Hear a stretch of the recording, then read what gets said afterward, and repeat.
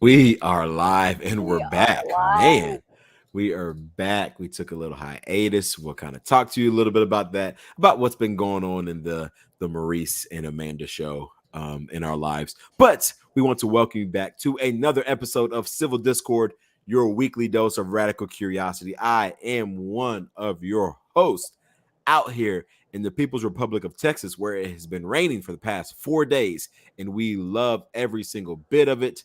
I think our burn ban is no longer in effect. We are no longer considered to be in a drought, even though we've been in a drought for probably the past 9 months or so. But hey, it is great. I got to mow my lawn today. Things are fabulous. Again, I am one of your hosts, Maurice Jones, aka the Notorious BLG, and with me, as always, here more often than I am, is the supreme Barely. overlord of liberty, the great Amanda Ajax the Griff out there in the People's Republic of California. Amanda, how's it going? It's going. There's so much going. And it's just like sweeping me with it. Yeah, no, we'll update y'all people. It's going really well. I have been doing things. If you guys are following my personal Twitter, if you're following the Civil Discord Twitter, where we are cross promoting some of my ish, you will see that I have been writing things and have been appearing on various programs. And I guess we'll do a little bit of self promoting and updating.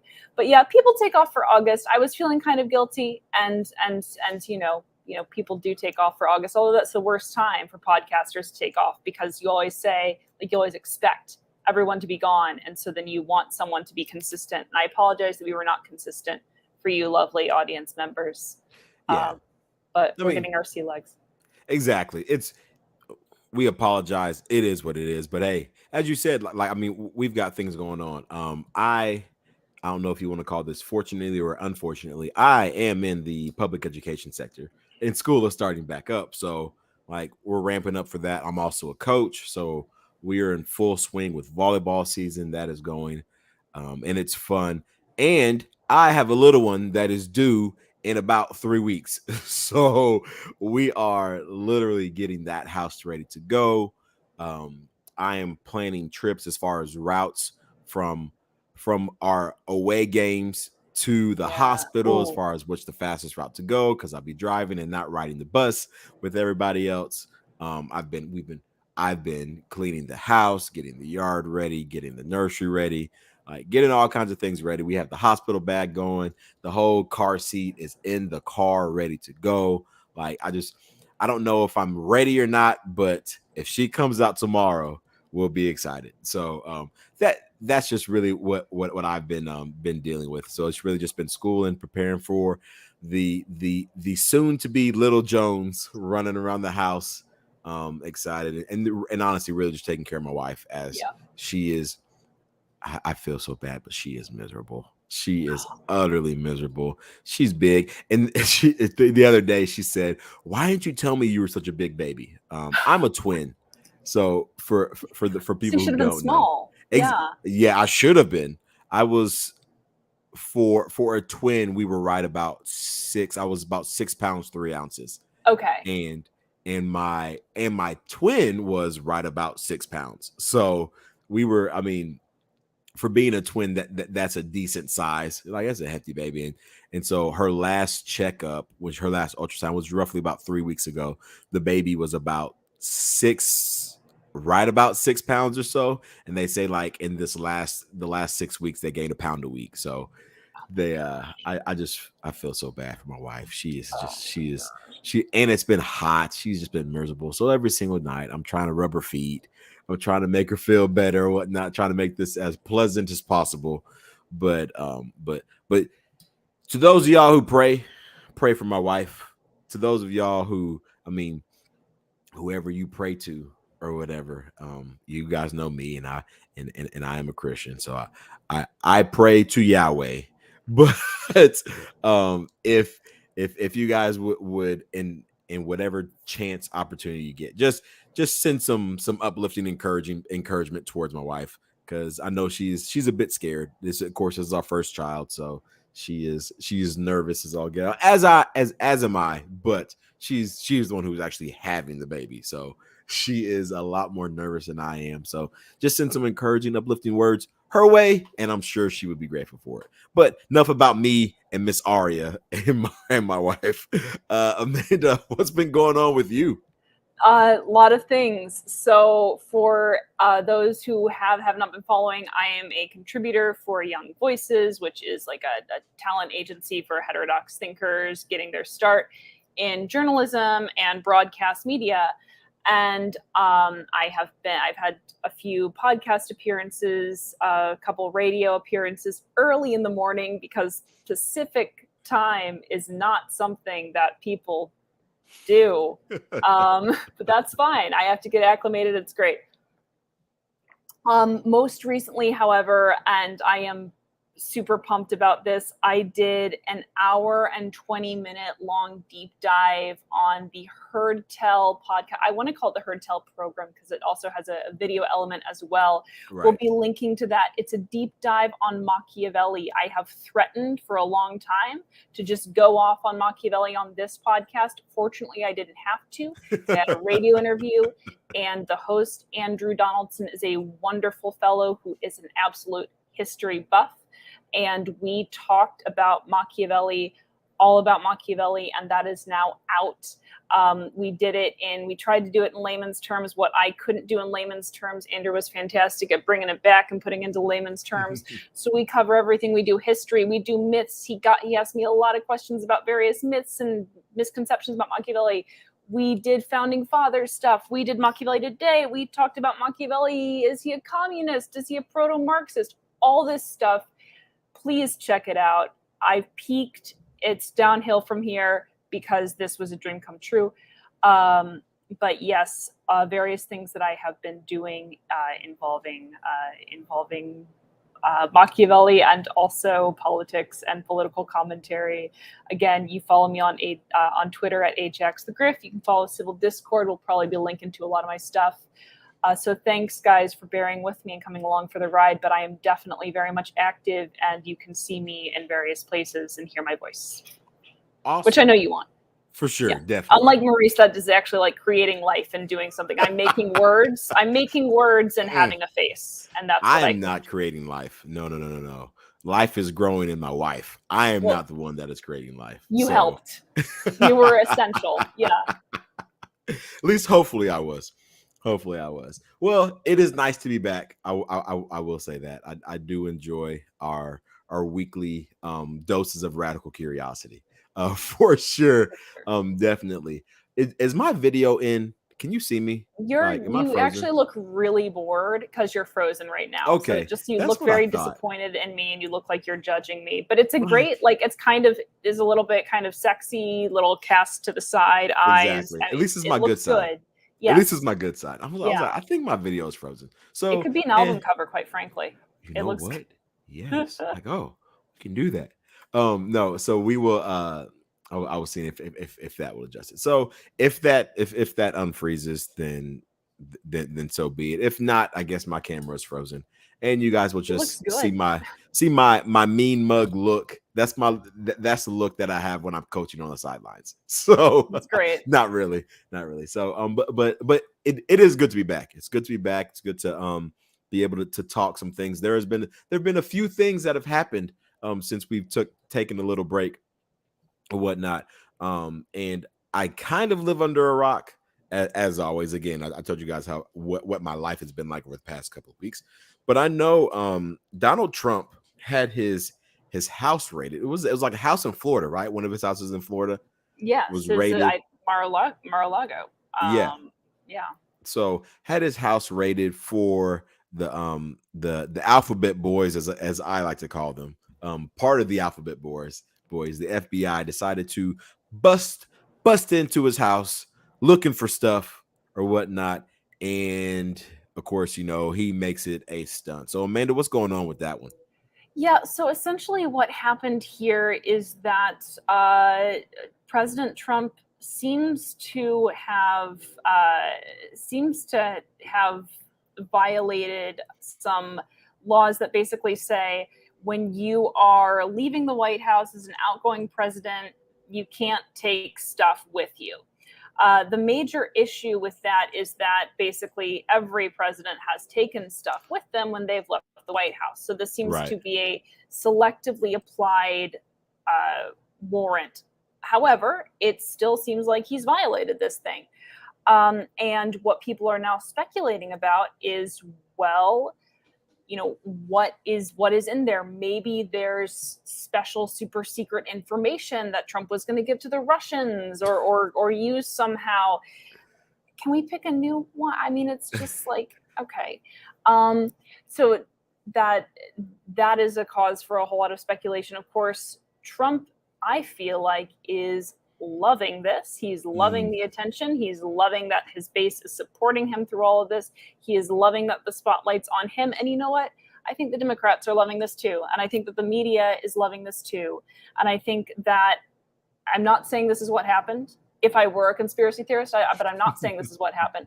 What I am saying is that if I were a very shrewd Democratic strategist tactician, I would have wanted this to happen because I would want Trump to be the nominee in 2024, because I would want to put up someone who could kick his butt. Yeah. And I would think that Trump is a very easy guy to beat. Whether he is or not, that really depends. And I can't make predictions anymore because 2016 happened and that just tore a hole in the universe.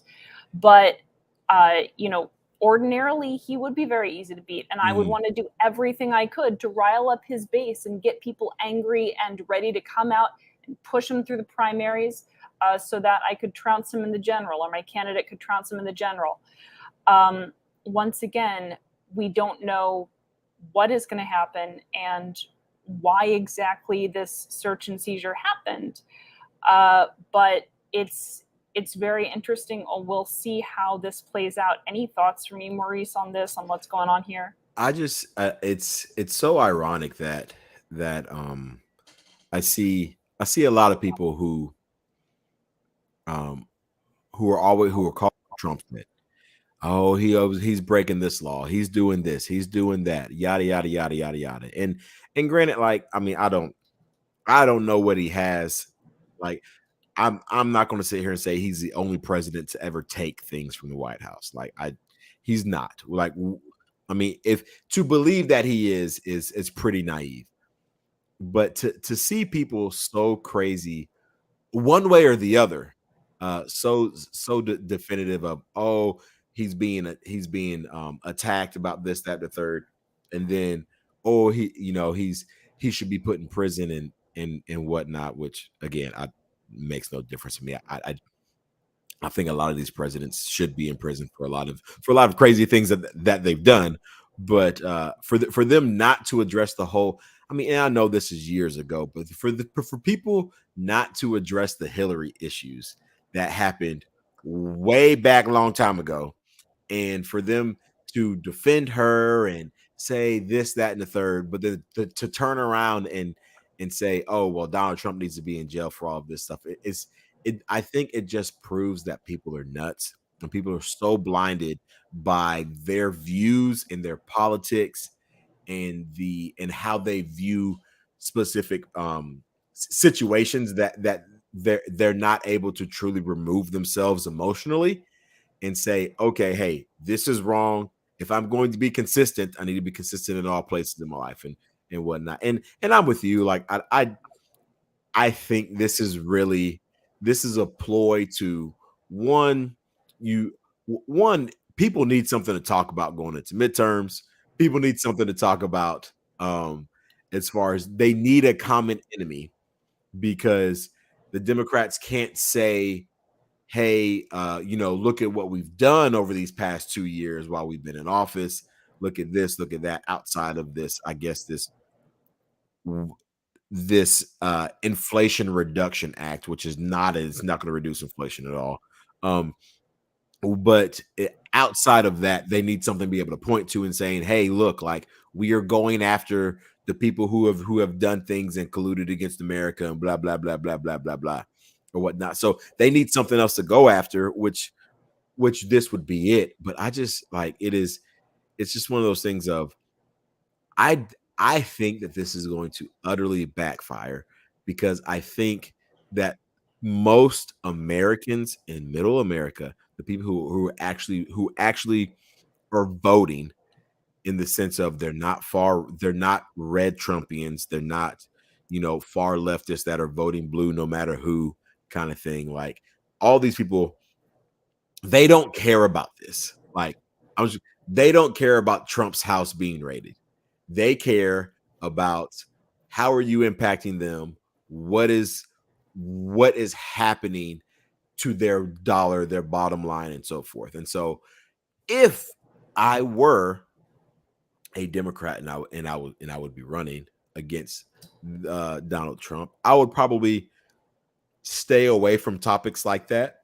Excuse me, and probably move over to things kind of like, hey, let's talk about affecting actual people. People in Wisconsin do not care about the Trump raid when they're still out of jobs, when the economy is not in a recession, but it's in a recession.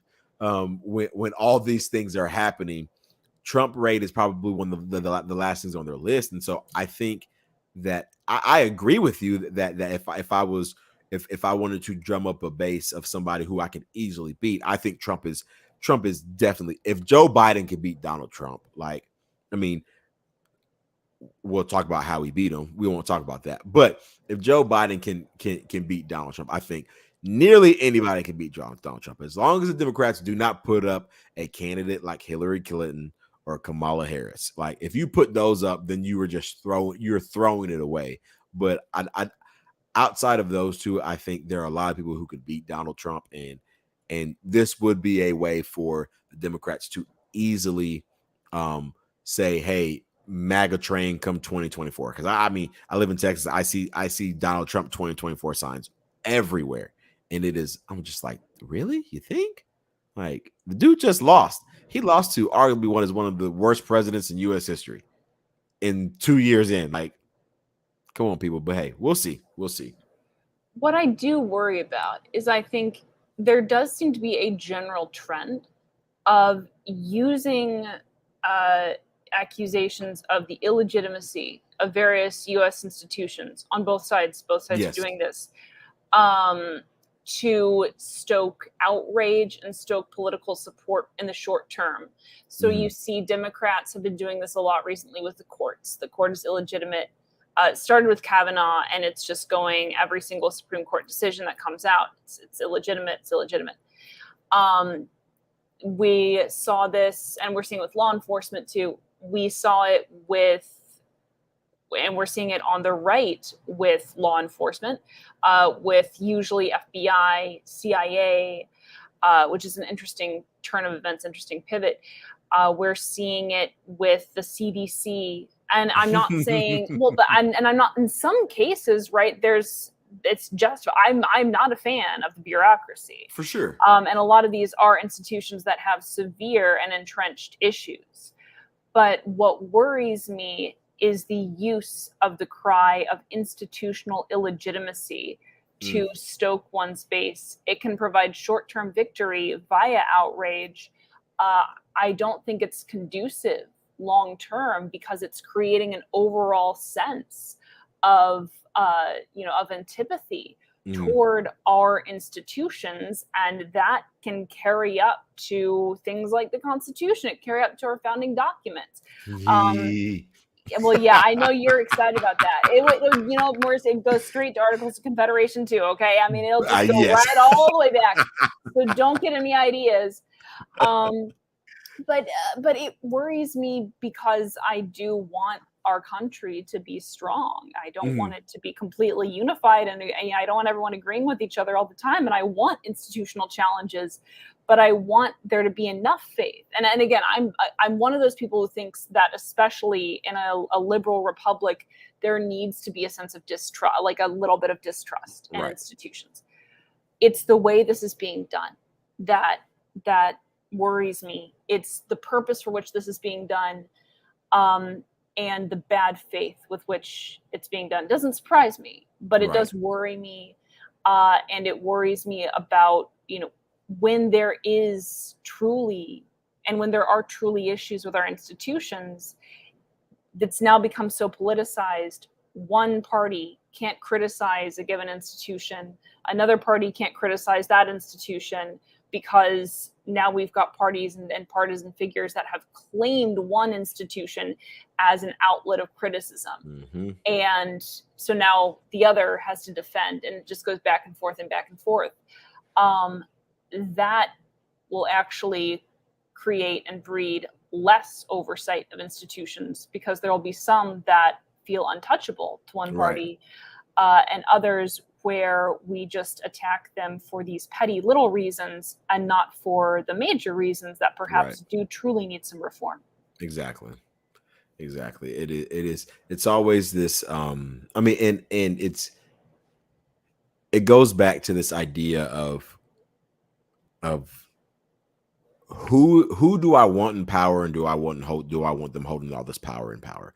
Like, I know I just said power like 5 times, but you know, so it's the when Republicans are in power, the Democrats deem everything as illegitimate. Hey, this doesn't work. And, you know, like you're saying, like Kavanaugh, you know, ACB, blah, blah, blah, blah, blah, blah, blah, you know, or whatnot. And then when the left is in power, or when Democrats is in power, I won't necessarily say the left, because not all of them are left, but when the Democrats are in power, it's the same thing. Republicans are like, hey, you know, this is illegitimate. You know, they're using these agencies for their own bidding and so forth. And it literally just goes back and forth and back and forth. And like I said, there becomes a lot of distrust in said, in I don't want to say alphabet agencies, but in the bureaucracy that happens. And I completely get what you're saying, as far as there's got to be some level of trust there. Like there has to be, in order for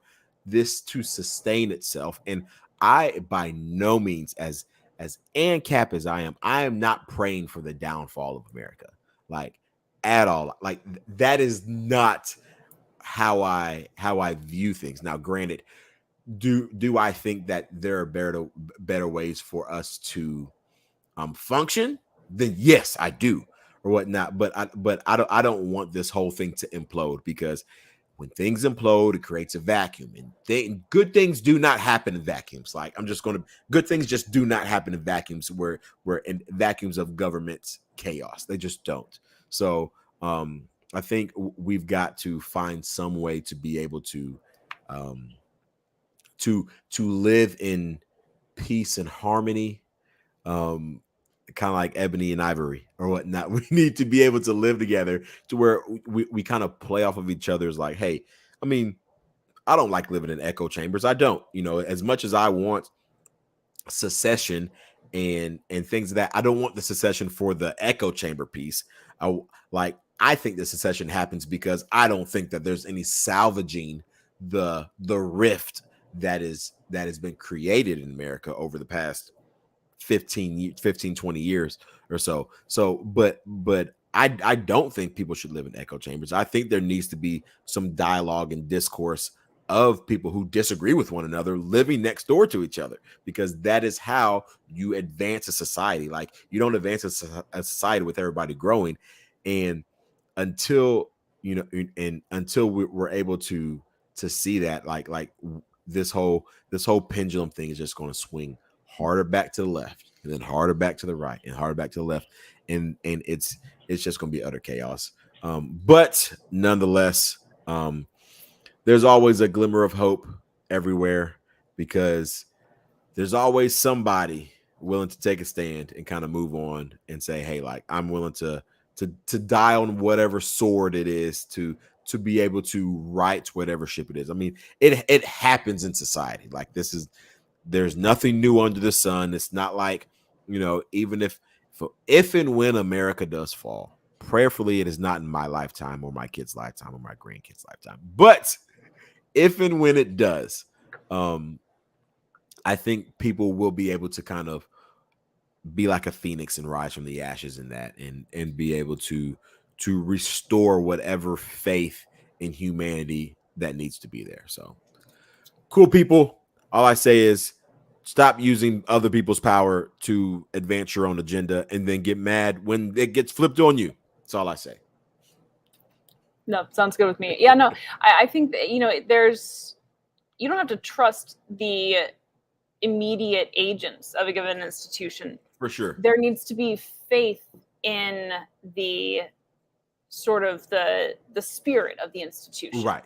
Exactly. And that allows you, when that spirit is maligned or when that spirit is compromised by the people who are supposed to be its agents, that allows you to be genuinely and legitimately and faithfully upset and outraged. And so that's the kind of distrust I want to see. This back and forth, it's not good, people. It's not good at all.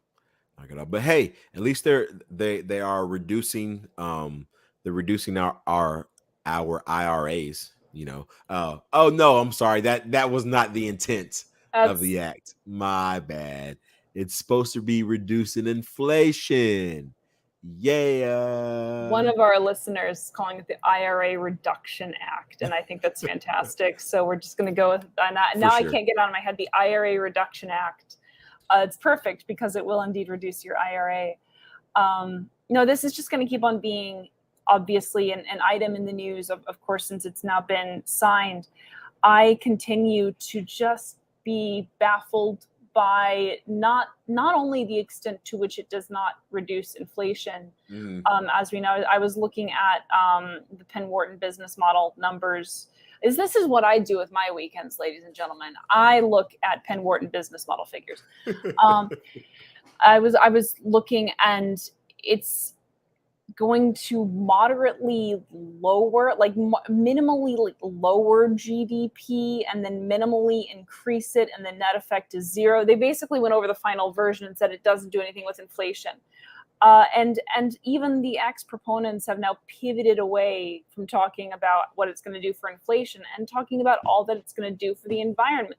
The problem with that is that it's not going to do anything good for the environment either, people.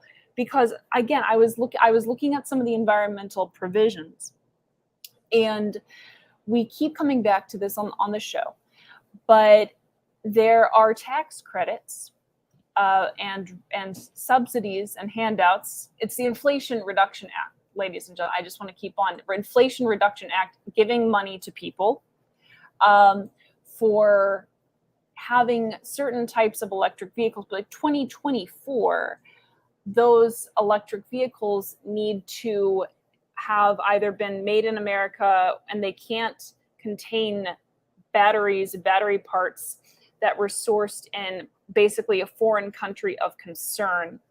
But here are a few problems with that, and China would be a foreign country of concern. China, of course, is the global market cornered on battery manufacturing for electric vehicles, to the extent that these cars do not exist. These cars that these vehicles that the Inflation Reduction Act is subsidizing and is for which they're giving you tax credits, they don't exist. Okay.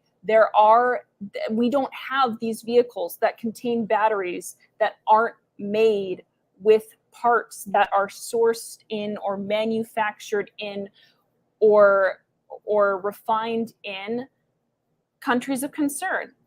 And the reason for that is not that we need more subsidies for various industries to make the batteries here. It is that we cannot make the batteries here because we have regulations that say you can't use the materials that are required for the batteries. And the Inflation Reduction Act does nothing to address this. This is frustrating because this is like saying we have the capacity to do this thing. In this case, it's, mining and refining rare earths, which are essential for the batteries, and not just electric vehicles, but in phones and all kinds of tech charging. We have the resources to do that. We can do this cool thing. It will help the environment. There are rules that say, for no good reason, we can't do the thing. We still need to do the thing. So we are outsourcing the thing to a foreign adversary. This is not going to be addressed by subsidizing industries to do something that they cannot do. If you say, I'm going to keep you from getting your tax credit if you have a battery that's made in China, that doesn't actually help you make the battery in the US. It just keeps you from getting a tax credit for having a battery made in China. This is a lesson in what happens when people who don't know about prior policy try to make policy. Look at the regulations that currently exist, and then we can work on revising them. We can work on reforming them. We can work on actually making a change here. But until then, there's nothing that's going to get done. Even if these subsidies were going to work, which they're not, we don't need to subsidize these industries. I can tell you, it would be incredibly lucrative if we were to bring back rare earth mining here and rare earth refining here, because it's a very, very rare earths are in everything. Right. Who wouldn't want to do this? We can't do it. So it's not we don't need subsidies. You're proposing a solution that's not going to work, and you're not addressing the actual problem. It's a metaphor for everything about this administration. So, and my question is, under this Inflation Reduction Act, is this the one that adds jobs to the IRS? Yes, this is the one that adds the jobs and the money to add the jobs, and then the jobs to add the money.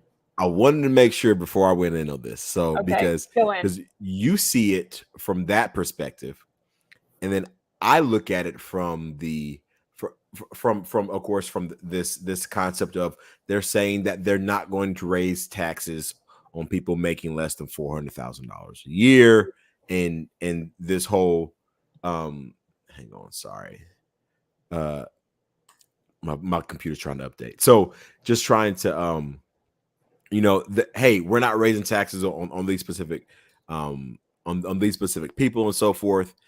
And then you think to yourself, like, okay, how many people in America actually make more than $400,000 a year? And if you were funding the IRS to go after these people, then why do you need another 80,000 people to employ them to go after these supposedly rich people? And then it was, I saw something, and it literally just talks about how where they actually do audits.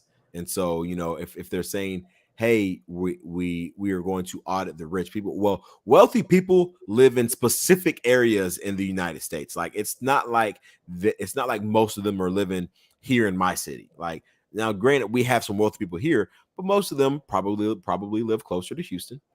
Most of them probably live closer to Dallas, and that's if they're here in Texas. Like, so the people who are making a whole lot of money, like, it's crazy. But if you look at a map at where they're actually doing audits, it's not in the bigger cities. It's in smaller rural areas or whatnot, and it's and people are dispersed. And so it just kind of puts things into perspective. And then you see all these videos of the IRS trainees and how they're training with firearms. And literally, I watched a video, and they walked in and cleared a room poorly, I may say. Like, I was going to ask, how good were they? Did they do? Oh, it was like, they are god awful. Like, it is so bad when they're. I mean, it's literally what it looks like is they literally went and picked 100 people off the street and handed them this fake firearm and said, "Here's what you're going to do." And they walk in and they say, "Let me see your hands, IRS, let me see your hands." We're like federal agents, and they say, "You're behind on your taxes, or you haven't been paying your taxes." Like, these are words that they literally came out of their mouth, and we're just like, and I literally think, this like, has to be fake. I haven't seen it. I'm not saying that. It has to be fake. I am going to find it, and we are going to link it in the show notes. It is going, and I will repost it on Instagram. 100%. It is like, it's so bad you think it's fake. Like, you're like, dude, it's got to be fake. It's got to be fake. And they have like the little, like, their trainees, and they're saying, like, "Hey, I've got my gun on me. Make sure that you clear it." And I mean, it is god awful. And I'm just looking at it like, there's no way. These are people. There's no way you were sending these people to audit people who are making millions and millions and millions and millions and millions of dollars a year. Like they're like that's not you don't send you send professionally trained people there and you just send them a letter in the mail and you just go off that route. Like this is utterly nuts. And I'm so confused by it. And I was like, it is, I'm like 80,000 new employees to go after less than, I mean, I think if you're making, if you're making, I mean, that's less than 1% of the population. Like, let's be real. I mean, because like you're in the top 1% of earners if you were making more than $400,000 a year. Like you just are. It is utterly ridiculous, man. Well, and then you can avoid. I mean, or you can, yeah, you can avoid basically whatever your need to pay. Your need to paying. Wow, you're needing to pay because you've got accountants and you've got people who can help you with that, and you can move your money around. The people whom this is purported to target are going to be just fine. Nothing's going to be enforced against them. And instead you're going to have all these federal agents that best case scenario, they're going to be sitting around doing nothing and we're going to be paying for them. Worst case scenario, they're going to be auditing people who had extra transactions on Venmo 1 month. And it becomes this nightmare. It becomes this mess. So once again, we're talking about the legitimacy of institutions. This is not helping. I mean, no one really ever thinks that the IRS is legitimate, but that's kind of the one where we're like, but this certainly doesn't help. And it's not effective because anyone whom the IRS is targeting with this is not going to face consequences with these extra agents. It's not like they've just got money sitting around and they don't pay their taxes. It's that you look at the tax code and then you're able, when you have the right resources, you're able to say, okay, well, this year, what are the rates here? What are the rates there? And then you can divest in certain areas, invest in others to avoid needing to declare that you have certain types of income. That is all legal. These are strategies that you can use, and these individuals will continue to use. And it's how they got wealthy in the first place, is by knowing how to move their money. It's not a bad thing, but it's also something that is not going to be that shouldn't need to be punished, but is certainly not going to be addressed by extra agents that, for which we're all paying. Yeah. So it's crazy. My word of advice is to develop a trust and to have the trust work for you. And that is a good way of tax avoidance. Look into it. That is what the wealthy do. That's why you call them trust fund babies or whatnot. So look into that. Look into trust, setting up a trust or whatnot. That is definitely going to be my next step as far as wealth building. When I get into that. Do a little bit more research and figure out the best way to do it, but develop a trust. I don't know, maybe one day when I have the time and I'm sitting here and it'll be me and Aria on our podcast and we could sit here and tell you about how to set up a trust and what's the best way to do it. Please do. To create generational wealth. So, please do. But in other sad, horrible, sad news, I'm just going to tell you, Brian Stelter is no longer with CNN. Now let's all take a pause, a moment of silence for Brian Stelter, who is around my age, but looks like he's 50. Anyway, we're good. So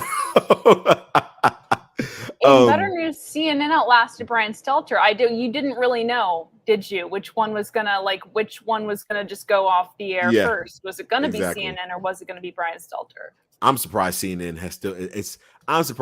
is still operating. I'm not gonna lie. I really am with their, I mean, especially like here recently, their turnover rate has been pretty high as far as their shows and stuff are concerned. Well, they are under new management. And I think that's what some of the speculation is about why this happened is, was this politically motivated? Are the new execs and is the new exec team more conservative, which would be interesting. Yes, it would really be. But that is, and again, I don't think that would really change anything on the ground level, though, on the granular level, because especially with CNN, you have an audience. You know who your audience are. Mhm. You know why they're watching CNN. Although maybe they're looking at the numbers and saying we don't have enough of an audience. That's quite possible. Right. But they want to see something. They want to see a certain thing. So they're not going to want to see Bill O'Reilly. I don't know why I pulled Bill. Wow, that's a blast from the past. They're not going to want to see Tucker Carlson. There we go. Mhm. That's more relevant. That's more hip. The kids like that. The You know, kids like that. they so I don't really think that this would have been politically motivated anyhow, but it is interesting. It is interesting just because to me this was a surprise simply because Brian Stelter has just stayed on in spite of criticism of his program. Mhm. He seems to be a guy who at least occasionally tries to do things genuinely, and does want CNN to succeed. So Right. this was a bit surprising for me. Right. I think I mean, as far as the cancellation of the show, it's I th- I think he saw the writing on the wall a long time ago because like he would see the show ratings and kind of see that people were definitely going other places for their news. And so if you've watched like little tidbits that he would always say, we've got to make sure people are coming to us for the news. We've got to make sure that we people are going to these podcasts and especially during the height of COVID, it was always they're getting their medical misinformation from these podcasts and these other smaller venues or these YouTube channels and things of that nature. And I think at that point he was kind of like seeing like I need to do something in order to make my show stay on the air.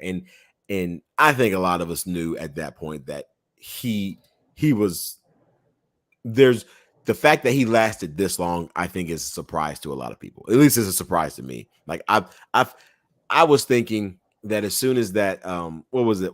I don't it was so short lived. I'm surprised I can't remember the name. Like CNN Go or CNN Plus. CNN Plus, I think that's what it is. That once CNN Plus Yeah, was CNN done, Plus. I Yeah. was like, you know what? He's got to be shortly to follow. And the fact that he's lasted 4 months past my expectation it's been like, okay, like I just I mean, and he does seem genuine as far as like really wanting CNN to thrive. And I think he is one of those people who I never really thought that he was being um uh disingenuous with like with a lot of the things. Like he was truly trying to find ways to be a good medium, yet he was so far down the path of Trump derangement syndrome and the right is crazy and this, that, and the third, to where he couldn't see exactly where he was. And he was just like, and there was no like recovering from that. And it's like maybe he was just a genuinely fake person, which I could see that too. But Genuinely fake person. exactly. He was just like he was so fake it was genuine that he was fake. You know what I mean? Yeah. But so maybe that's just what it is. And I'm trying not to be so turned off by things that he was saying and the sound of his voice to say like I think he truly did really care about seeing people be successful and seeing them be successful. But I mean, I don't care. I'm happy he's no longer on the air. Like I'm just gonna be like things that he was saying and just kind of how he went after specific people and just like he was hating on the little man and all kinds of stuff. Like I'm happy that we no longer have to hear his voice. Not that I watched the show, but I'm gonna put it this way. At this point, I no longer have to hear other podcasters clip CNN clips from his show and play them and make fun of him. There we go. No, and there are people. I think we all have that too. We all have places where we think that we're being genuine, and we just have some blind spot. Yeah. that keeps us from being able to look at something really critically and really appropriately. There are a lot of people in the media who are that way. And I mean, again, we all have it. And so when you For see it sure. in the media, it becomes very, very obvious.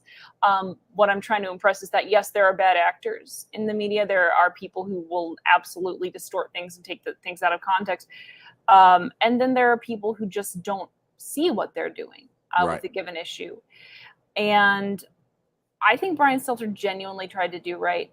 Yeah. I rarely am glad when someone leaves their job, because maybe they didn't want to. And it's never fun to see someone in that position, or it's rarely fun to see someone in that position.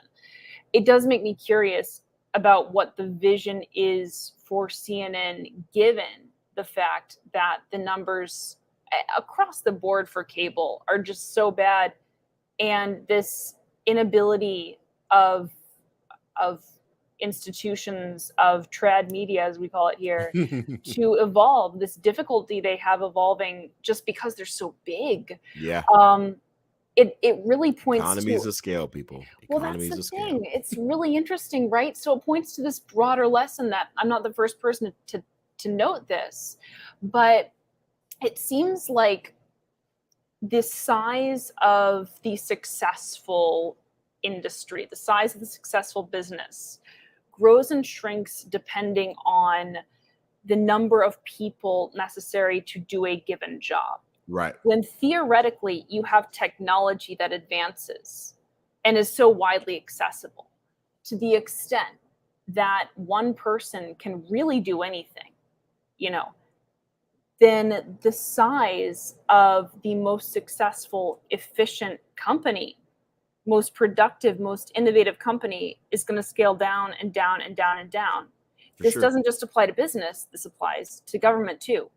So things kind of wax and wane, because when you have a huge tech boom, obviously the new tech isn't always accessible to everyone right away.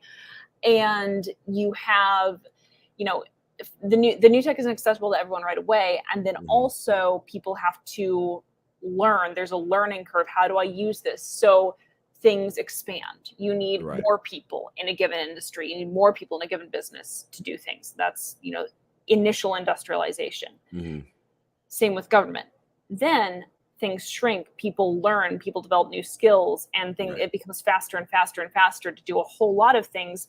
You now only need maybe one worker to run an entire business. You can be your own boss.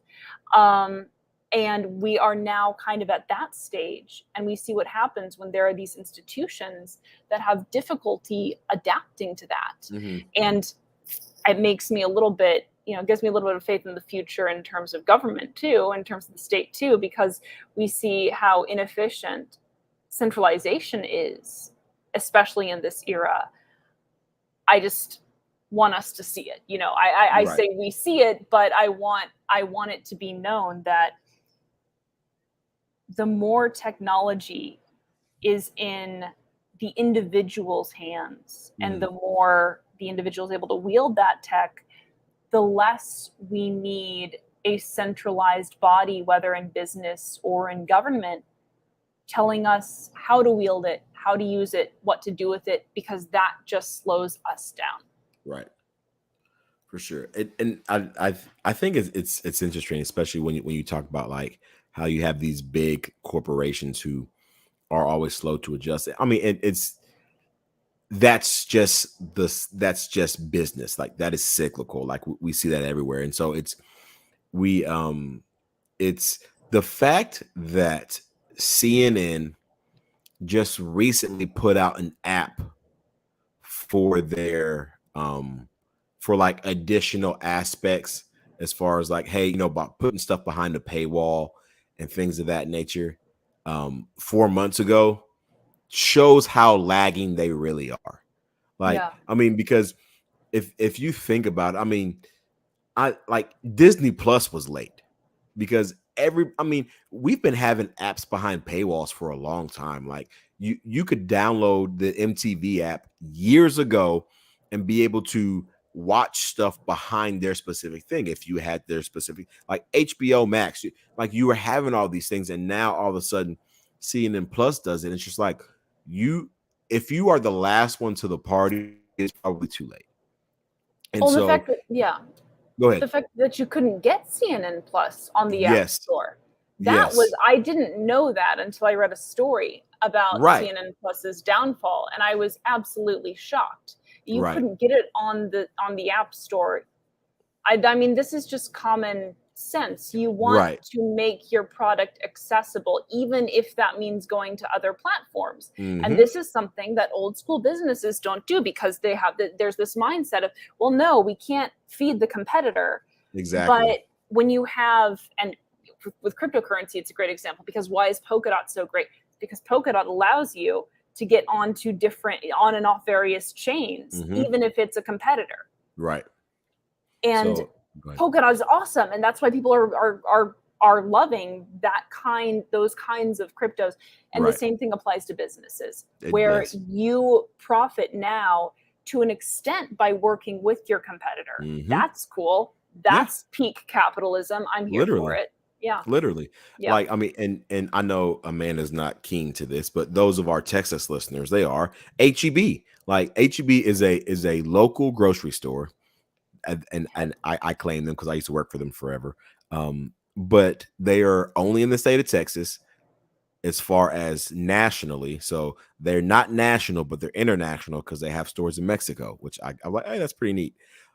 But they literally are, like, they're always looking for ways to adapt. They are the biggest employer in the state of Texas. Like, well, I mean, I think they're now over like 100 some odd thousand employees across the state. And there's always some sort of changing. There's always some sort of being able to adapt, because they know in order for them to last, they have to be able to change and shift, because business is different. There's a reason why, before it's always, hey, they always change different units of measure. And of course, as managers and leaders in the store, we get frustrated because we're like, why are they making all these changes? And then we realize, oh, it's because they see 5-10 years down the line, when we're going to have grocery stores in which you just walk in with a basket and walk out or whatnot, and you just pay for things via an app, and you don't have to worry about it. And so you walk through the sensor, and you literally scans everything at once or whatnot. That's how we unload our docks. There's all these things that you see, and they've been working on this stuff for 7-8 years, because they're like, okay, like, hey, this is where things are going. And I applaud them for that. That's the reason why they've been in business for, oh man, 115 years. I want to say, yes, 115 years. They've been around, or 17 years. I'm sorry, my math is off. They've been around since 1905. And so they're a grocery store that's able to adapt and to change. But then you've got these other big companies that do the exact opposite. I mean, you got to think like Disney, like the MCU, Marvel, all these things. People are mad at specific things because how they're not shifting. That this idea of what they're doing with their specific phases. And if you don't shift and everything goes to a specific, you're catering to one audience, and that audience literally is not the one who pays for your product, then you're not making it as accessible as CNN's case. If you're not doing all these things, you are going to fall by the wayside. And I don't understand why. I mean, I don't understand why large companies don't see this. And if they do, they've got to be. I mean, like, because this is stuff that you learn in business class. Like, we learned about this in my economics class in high school, So how, if maybe they're just too big to move, I don't know. Maybe they're so out of touch with reality as far as the leaders are concerned, that they feel like they're just insulated, and hey, that will never happen to us because we're on top of the world. Like, I don't know whatever mindset these people have, but whatever it is, if it doesn't change, the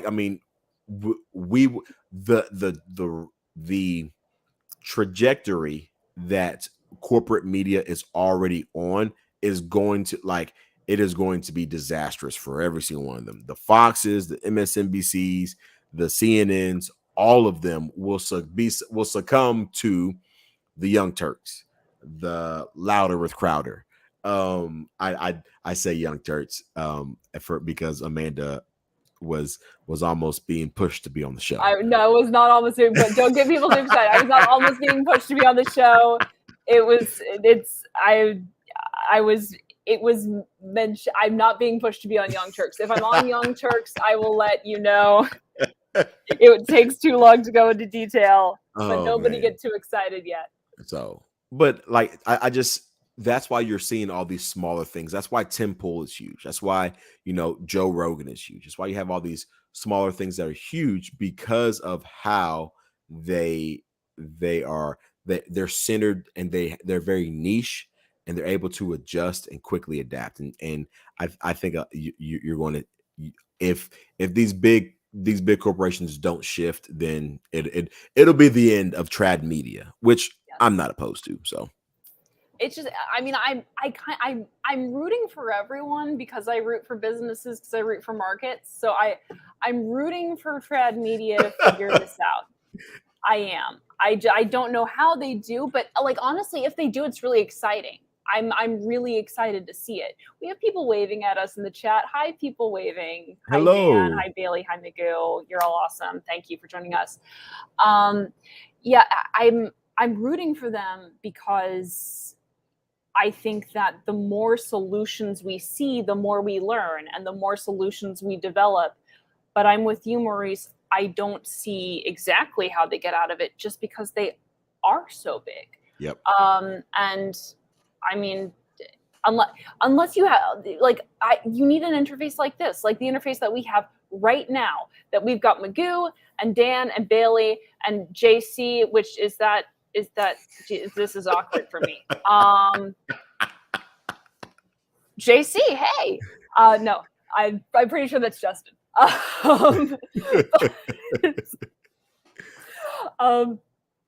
When we've got people interacting with us on the show and you're able to respond, there's not that kind of interface in trad media. There's not that kind of immediate response. Correct. And I think the one place where we've touched on this before, where you do still have traditional media outlets dominating is in areas like warfare, just because you have those correspondents established in foreign countries. But even that's changing, and it's primed to change, especially because things change so much on the ground in the immediate term, that you want to be able to see what's going on, what's happening. And I mean, if we figured out how to do live streaming from everywhere and podcasting from everywhere, Dan says, or it's Jesus Christ. Yeah, that's why I was saying no, this is awkward.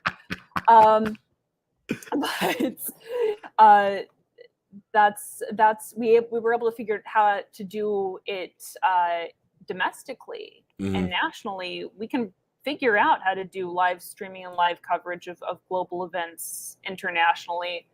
I want to be here for that too. Definitely. So last thing, we've got a few things that are changing. Another thing that I'm excited about, I don't know. Well, I really don't know how excited I am about this, because I don't know if his successor is going to be worse than he is. But Dr. Anthony Fauci, Fauci, whatever you want to call him, is retiring. Amanda put it, and I saw it when I opened it. I was like, oh my gosh, let's talk about this. Just brief. Hey, all praise to the ones to the man up above. Science exactly. Is science retiring? Science is gone. I guess so. I'm looking at an article that's saying that he's technically not retiring, that he's just moving to another chapter in his life, I guess, to spend time with beagle puppies. Is that too soon? Yeah, so this was, I think this was a story that broke on Friday or Saturday. This was one of our drop the negative press on the weekend stories, on our old lessons from PR. So yes, Dr. Anthony Fauci is leaving. It says he will leave government but isn't retiring. How much of that, I wonder, is due to him anticipating Republicans taking Congress in the midterms and trying to stage some, crazy series of hearings against him. Going back to what we were talking about at the beginning of the podcast, questioning his and the CDC's legitimacy. Is this related at all to any musings on that or any fears of that for him? I don't know, but I opened this article, and this is how I know our current president is not fit to be our current president. The United States of America is stronger, more resilient, and healthier because of him, said President Biden about Dr. Fauci. Now, I don't know about you, but way back in the day during this AIDS pandemic, I don't think America is stronger, more resilient, or healthier because of him. And the whole way that Dr. Fauci was talking about everything 2 years ago, discussing how we should handle things, and herd immunity is not this and that and whatnot, and blah, blah, blah, blah, blah, blah, blah, whatever he was saying. Now all of a sudden he's changing his tune or whatnot to say what people were saying 2 years ago. But hey, whatever you got to say, President Biden, Dr. Fauci, Dr. Farsi, I'm just going to tell you, he's leaving government. You're not going to be missed by me. Good luck in whatever your endeavors, whatever you're going to do. I don't wish ill will on any man. I don't want to see you. I don't want to see you die, but you won't be missed by Maurice Jones. I'm going to tell you that. This is what is confusing to me, because he became this icon, right, for the health apparatus, the health security apparatus, whatever. But he was dishonest. He admitted he was dishonest. He said not to use masks, and he said to use masks, and he said you can use any mask, and then he said, well, I knew you couldn't use masks, or I knew you should use masks, but we were trying to protect the PPE. But I was doing this lie thing. I was doing a noble lie, and Plato is never okay to do. There's a reason they killed Socrates. But I have thoughts on Socrates and Plato. But at any rate,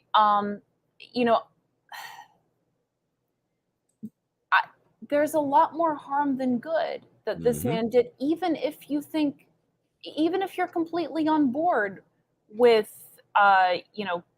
with so much of what ended up happening. Even if you love the vaccines, I'm a fan of modern medicine. I think vaccines are good things. People should have access to them. I don't know how he didn't help with that. Right. He didn't help with PPE. He came out and he said things, and a lot of the things that he said were lies. Yep. And then he admitted they were lies, and they made people trust him less. And then he walked back some of the earlier things that he said. And I don't know exactly what he did that did help the country become stronger and more resilient and better. Dan says, I think he's just going into the private sector to make even more money being a pharma lobbyist or something. That is quite possible. Yep. There is a revolving door. K Street is very close by to the Hill. So that is infinitely possible and finitely, but certainly greatly probable. If you would like more adverbs, you can just read anything I've ever written. Gotta love it. So yep, I agree with Dan. I just don't want to hear his name ever again. I mean, I'm going to. It's just his name will be forever attached to COVID, and COVID's not going anywhere, and I'm always going to hear about it. So it is what it is. But the fact that he is stepping down from his role, or he is leaving the government, but he's not retiring. My question is, so does that mean he's no longer collecting a check from the government? Because if that's the case, I need my money back, please. Well, when he retires, doesn't he still get like a government check? I'm not sure exactly how that works. Yeah, isn't he the highest paid man in government though? Yeah. Okay. Yeah. So like, but I don't know how all of their like benefits and stuff work as far as all that's concerned. Like if whatever they've got, I don't know what the government has going for them. Just stealing from people's tax dollars. Stealing tax dollars is all it is. But anyway, whatever he's got going on, I'll tell you this again. There are very few people who I do not like. He is one of them. He can go kick rocks with no socks. That's all I say. So that being said, we will end the show on that note. Kick rocks with no socks. You guys can have it, steal it, use it for whatever you want to say. Please follow us on all forms of social media. Instagram, call me Maurice. That's my personal one. And then at Civil Discord, I'm telling you, when the baby shows up, she's going to be plastered all over my social media. Do all of that. I will make sure I repost that the IRS raids. I need to watch those. from I'm gonna be like, it's fake, Maurice. It's all fake. Watch it. Oh, legitimacy matters. Yeah. So doing that, I will make sure I repost all that. Follow us on Twitter as well at Civil Discord Podcast. Sorry, at Civil Discord Pod. Sorry, podcast is Instagram. At Civil Discord Pod is on Twitter. I get confused. I'm old. And then follow Amanda as well at Ajax the Griff. You will be able to see a lot of the things that she is doing. It is so much fun.